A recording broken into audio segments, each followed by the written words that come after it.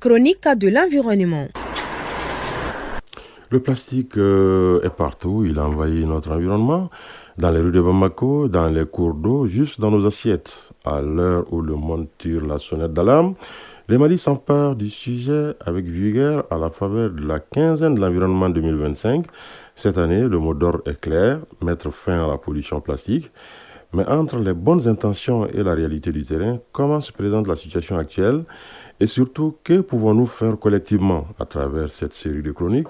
Nous irons à la rencontre de celles et ceux qui agissent, souvent dans l'ombre, pour bâtir un Mali plus propre et plus résilient.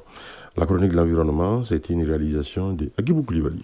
La pollution plastique n'est plus un phénomène silencieux. Chaque année, des milliers de tonnes de déchets plastiques sont déversés dans la nature malienne avec des conséquences dramatiques. Maïga Fatmata Soukouna, coordinatrice du projet de lutte contre les sachets plastiques à la Fondation Santé Environnement. Les scientifiques ont démontré que si on ne prend pas de dispositions pour lutter contre le plastique, en 2050, il y aura plus de plastique dans les eaux que de poissons. La pollution plastique bloque l'infiltration des eaux dans le sol et favorise le ruissellement.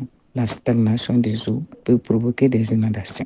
Lorsqu'on brûle le plastique, ou bien partant de poussière, ces particules, que ce soit dans le sol, que ce soit en fumée, peuvent polluer l'air que nous respirons. Malgré l'interdiction des sachets plastiques depuis 2013, les résultats peinent à suivre. Pourquoi ?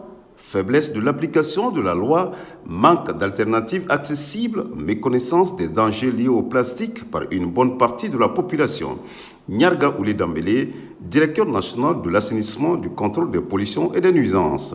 Cette loi vise à améliorer le cadre de vie de la population en réduisant la pollution plastique. Et juste après la loi, elle a été suivie de son décret d'application.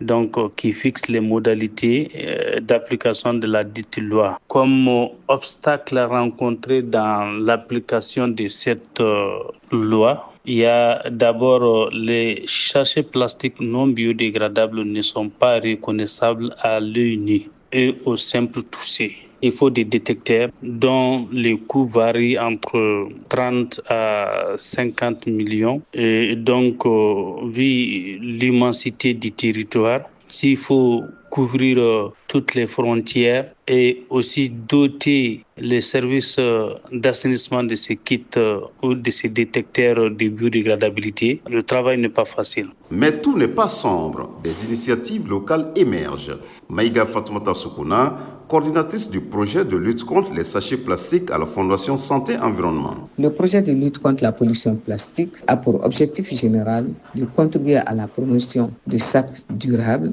qui protègent l'environnement, qui favorisent la création d'emplois dans le cadre d'une transition écologique. Donc, en détaillant l'objectif de ce projet, nous voyons qu'il faut la promotion des sacs durables qui protègent l'environnement, que je dirais les sacs écologiques, qui favorisent la création d'emplois, donc les sacs écologiques qui seront produits au Mali et qui vont favoriser la création d'emplois. Mettre fin à la pollution plastique au Mali n'est pas un rêve, c'est une nécessité.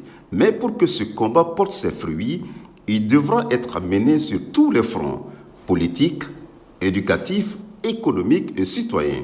Et cette bataille commence maintenant et elle nous concerne tous.